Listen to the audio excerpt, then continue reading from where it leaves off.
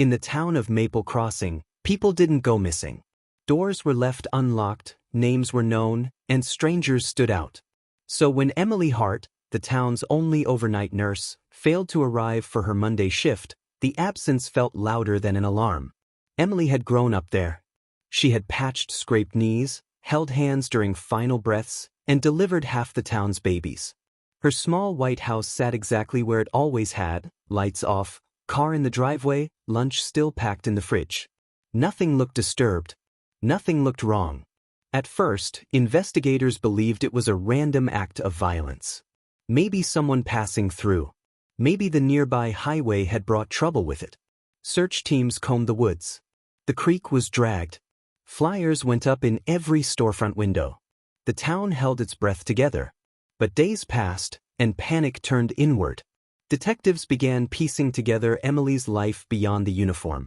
They learned she had been receiving late-night calls from an unlisted number. Her bank records showed cash withdrawals she couldn't explain.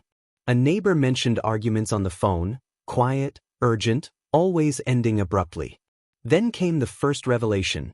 Emily had been involved with Daniel Moore, a married town council member who had helped fund the local clinic. The affair shocked Maple Crossing.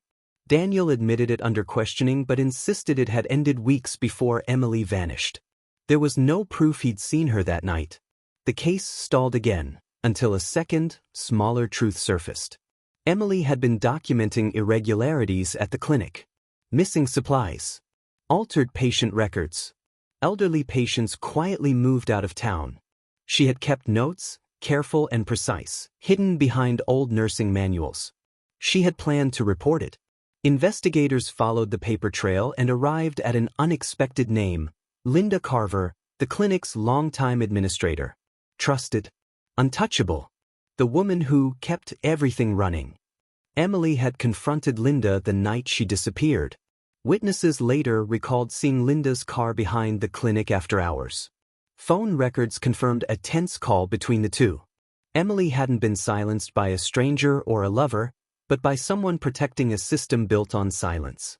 Emily's body was found weeks later, not far from where the searches had begun. Close enough that the town had walked past the truth every day. At the memorial, the clinic closed. People cried not just for Emily, but for what they had chosen not to see. She had done her job the way she always had, carefully, compassionately, and without looking away.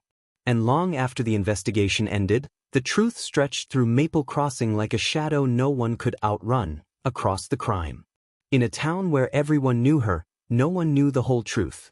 She wasn't taken by chance, she uncovered something dangerous.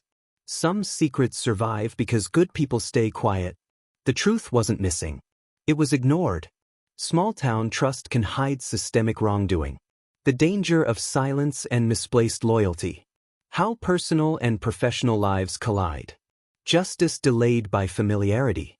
Courage in speaking up, and its cost are well worth across the crime.